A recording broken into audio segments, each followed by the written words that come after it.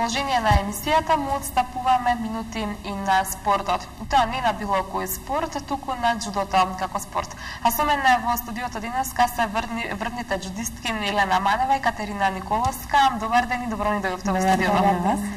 Она што е наистина интересно, на две девојки имаме во студиото, врвни джудистки како што напоменав. На самиот почеток јас би сакала да ги запознаем малку нашите гледачи за каков спорт станува збор, каков вид на спорт е ова, од каде потекнува, нешто повеќе околу историјата на спортот.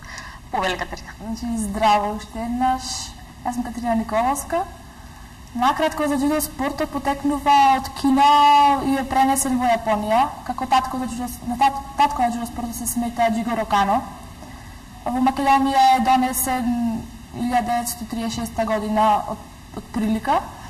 Спаѓа во групата на боречки спортови. Некои мислат дека е доста екстремен спорт. Некои што не се запознаени со овој спорт во Македонија. Често налетуваме на такви случаи да некој ни не праша каков овој спорт, дали е карате или џиу-џицу. Не е карате, значи таа дилема да ја рачистиме, не е ни карате, не е ни џиу-џицу.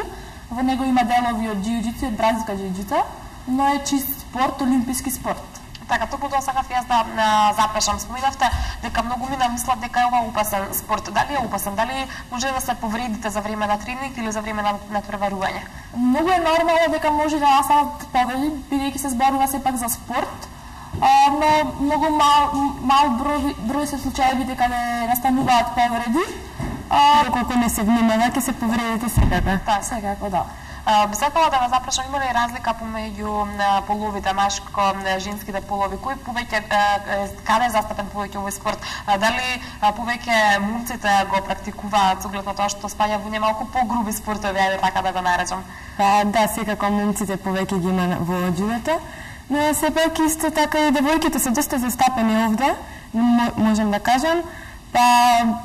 Доколку гледате во нашиот клуб, има и момчиња и девојчиња кои исто така тренираат заедно, тоа нема везе. Така, токму тоа сакав да прашам, од кој клуб ни доаѓате вие две? Од Миоки. Доаѓаме од клуб Миоки од Скопје, кој моментално е најдобриот клуб во Македонија за 2012 и 2013 година кој се одржа овие минатите надпревари. Имаме најмногу бодови и најдобар клуб сега. Така, со оглед на тоа што донесовте и голем број медали, можат да ги забележат и нашите гледачи. Сигурна сум дека навистина спаѓате во еден од најдобрите клубови и најдобар клуб, како што и самите споменавте.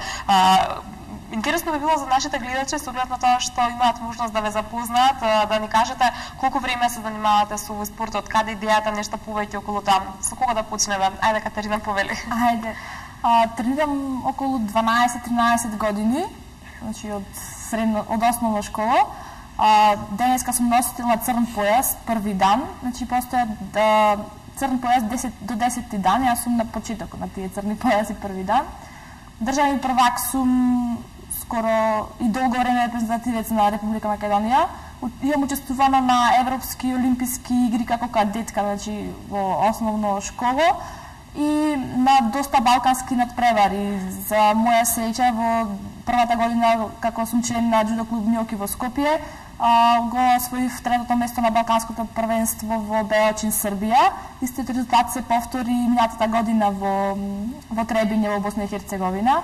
За следна година очекуваме, односно оваа година во септември очекуваме да влезам во финале. Учествував на светското првенство во Париз 2011 година, каде во прво коло ми се погоди Молдавка. Значи, бевме скоро на исто равниште, единствено што беше разликата е големото искуство нивно, затоа што имаат повеќе надпревари и повеќе конкуренција на таму кај нив. Меѓутоа, од сите овие надпреварувања се враќаш збогатена или со никаков медал, или пак со никакво искуство, животно искуство, кое што верувам значи многу. Се чувствува ли разлика? Еве спомена, имаш можност да се соочиш со надпреварувачи од разни земји. Се случува ли разлика да почувствуваш во оглед на нивната подготвеност и твојата подготвеност? Нормално дека постои некоја разлика во подготвеноста, но ништо не скокнува нека голема разлика, затоа што тие тоа што го вежбаат, ние тоа што го вежбаме е истото. Единствено може малку поголемата посветеност и кондицијската подготовка. Физичка способност. Така, би сакала да ни кажеш од каде токму жилбата за джудо?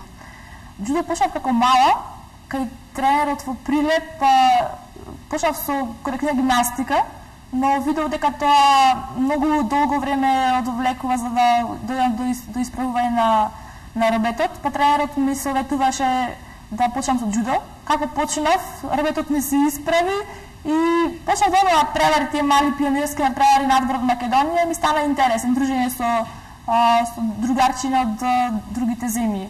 Така, бара ли голема дисциплина или на овој спорт? Секако, доколку се тренира, мора да се внимава, да бидеме послушни, кажано. Да не се збори на тренинг, бидејќи те одвлекува, те деконцентрира. Па мора да биде тишина и да бидеш посветен во борбата, дека се бориш. На тренинг и на било каде. Кога се подготвувате за надпреварување, колку често се случуваат овие тренинзи во текот на денот или во текот на една недела? Сега се подготвувам за Балканско во мај, 18 кој ќе се одржи во Охрид. Па имаме секој ден тренинзи од понеделник до сабота, освен недела, малце пауза ни дава тренерот. Вторник, четврток и сабота идеме во физкултурна што е школата, доколку пак во понеделник, среда и петок идеме во една мала саличка која се наоѓа во центарот на Скопје, значи секој ден има тренинзи, подготовки, па се надевам дека ќе успееме. Така, веќе можеме да забележиме и фотографии, може ли да ни кажете што е ова што го гледаат нашите гледачи во моментот? Тоа сум јас, мјатата година на Балканското првенство во Требиње, Босна и Херцеговина. Така, доколку има и останати фотографии, може да ги видиме, да ни ги дадат од речи, а потоа ние да ги скоментираме во студио. Што е ова што го гледаме? Тоа е исто отварањето на Балканското првенство во Требиње. Тоа сум јас. Носам знамето. Така, знаменосец? Да. Што е со оваа фотографија? Овде сум јас на преварат во Бања Лука, кој го освоив првото место. Овде сум со џудиска од Србија, кој исто така беше многу добра, но сепак успеав да совладам и да ја победам секако и да стигнем до финале. Одлично, навистина одличен успех. Може ли да ни кажеш нешто повеќе околу твоите успеси, твоите настапи над преварувања? Секако. Иако тренирам краток период од кои 2,5 години се посветив на џудото, но претходно тренирав гимнастика 10 години, па престанав и се вклопи во џудото, да бара многу флексибилност. Кондиција, флексибилност, да, секако. Што на почетокот покажав некои знаци дека го сакам овој спорт и дека можам да го работам, па имам многу успеси постигнато. Прва сум на меѓународниот надпревар во Бања Лука, Босна и Херцеговина, кој се одржа. Се борев во финале со Романија и успеав да ја победам. Прва сум на државното првенство за јуниори и за сениори во моја конкуренција до 57 килограми. Имаме на многу други надпревари учествуваме, но сега да се спремам за Балканско првенство, па се надам дека ќе биде себе најдобар ред. Да напоменеме дека Балканско првенство за кадети јуниори ќе се одржи во Македонија во Охрид. Па можете да учествувате, да дојдете, да. Секако со задоволство би дошле да видиме што таму се случува, па потоа да им прикажеме и на нашите гледачи, на оние кои што нели нема да можат да бидат присутни, да видат што се случува на ова надпреварување.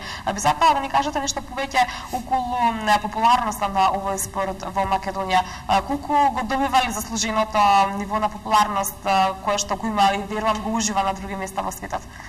Не знам дали на наша жалост или среќа, во Македонија не е толку популарен овој спорт, но се надеваме дека со работење на случајот да понатак и стане доста актуелен, затоа што е многу добар спорт, според мене, зашто тренирам многу години. Во светот е доста популарен.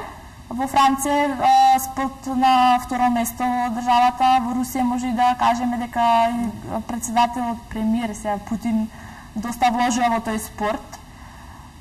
Доста актуелен спорт во светот.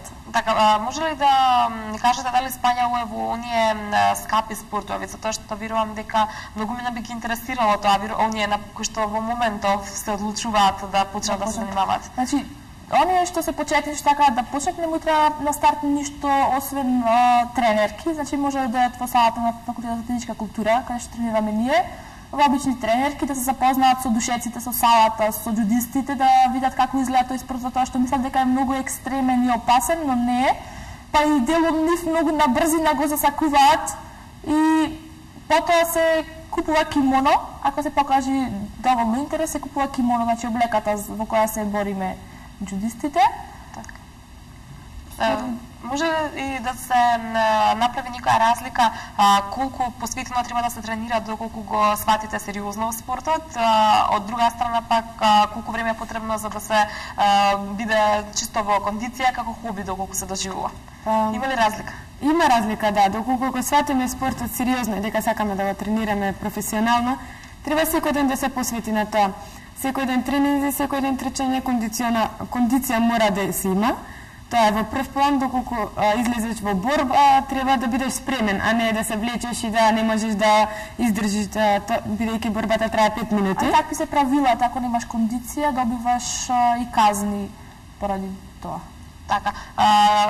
Вие споменавте дека долго време се занимавате со спорт, иако Елена нели кратко време со џудо, меѓутоа претходно долги години со гимнастика, Катерина долго време се занимава со овој спорт, меѓутоа што е со оние кои што се на ваша возраст, а сепак досега немале никаков контакт со било кој спорт, дали ќе им представува пречка доколку сега започнат да се занимаваат со џудо? Значи, нема представува пречка тоа ако сега почнат да се занимаваат со џудо, но не знам колку би било прашање дали може да се настапуваат надвор на Македонија. Сепак зависи индивидуално од личноста колку таа е посветена, колку е посветена на спортот и колку физички кондиции би се спремила.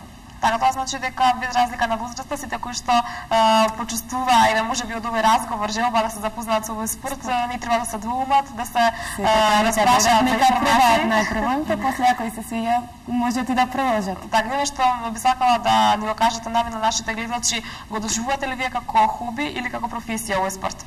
Со глед на тоа што имате многу натпреварувања, многу настапи. Ја го доживувам и како професија, и како спорт, и како хоби, извинете.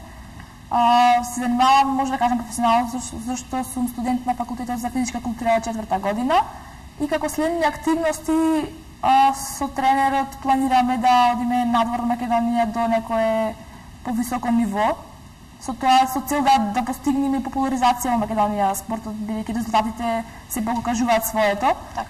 Со тоа понатаки би отворила и клуб што професионално би се занимавала и со тренерската работа, нормално.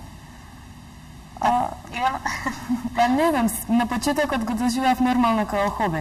Идев на тренинзи, да се целата таа вишок енергија што владееше во мене, да исторам таму и да се вратам дома и да се легнам мирно да спијам. Но како тече времето и како се одвиваат работите сега понатаму, не знам, се надевам дека професионално јас ќе го сватам спортов.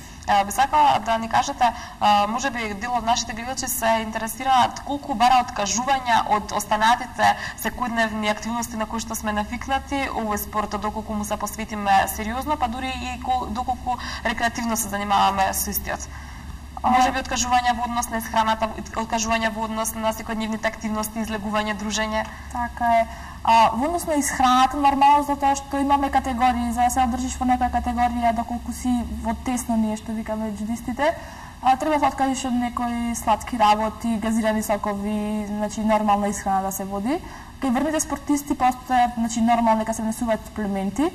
Откажувањето е нормално ако се сака успех, некогаш не можеме да излеземе со другарите на надвор, но да се напиеме по нешто бидејќи утре ден имаме надпревари, више килограм имаме, па мора да се гладуваме. Но сепак не е за жалење тоа што и резултатите сами го покажуваат своето и тоа дава потик стимул, верувам. Потик стимул и тамошна мотивација за работа и за успеси. Сигурно секој нареден нов успех, секој нов медал ви представува мотивација да продолжите понатаму со истото темпо и да заборавите на она откажување кое што сте го имале претходно. Што е со следните активности? Што следно се подготвува? Следно, нареднава недела јас патувам за Будимпешта на Европско првенство. Потоа имаме некои кампови во Словенија, Романија, во Црна Гора. Јас се припремам за медитерански игри, веќе сум официјален учесник на медитеранските игри кои ќе се одржат во Турција во Мерсин 20-30 јуни. Како главна цел ни е доколку е возможно се учествува повторно на светско првенство во Рио, ова година е во Рио, и влез во финале, како што кажав, на Балканското првенство, како најголема и најглавна цел е норма за Олимписки игри 2016 година, ако успееме, ако се биде во најдобар ред. Тоа е накратко. Што е со твоите планови? За сега се спремам за Балканското првенство, што кажав, кое ќе се одржи на 18 и 19 мај во Охрид. Па за понатаму, здраве Боже, ќе видиме. Јас ви посакувам наистина големи успеси, ви посакувам уште многу освоени први места, уште многу ангажмани на вакви надпреварувања, европски, светски, балкански, какви и да бидат, нели, и се надевам дека повторно ќе имам можност да видам во ова студио во кое што ќе ни се пофалите за сите ваши првни достигнувања. Ви заблагодарувам што денеска дојдовте. Фала ви на поканата и се надевам дека ќе имате прилика да дојдете да направиме едно интервју на душеците, на татамите. Секако дека со задоволство би дошле со нашата камера да видиме што таму се случува и да им покажеме секако со слика и то на нашите гледачи што се случува на токму во салата на теренот. Уште еднаш ви благодарам што денеска дојдовте. Благодарам. Продолжуваме ние понатаму со нашата редовна програма.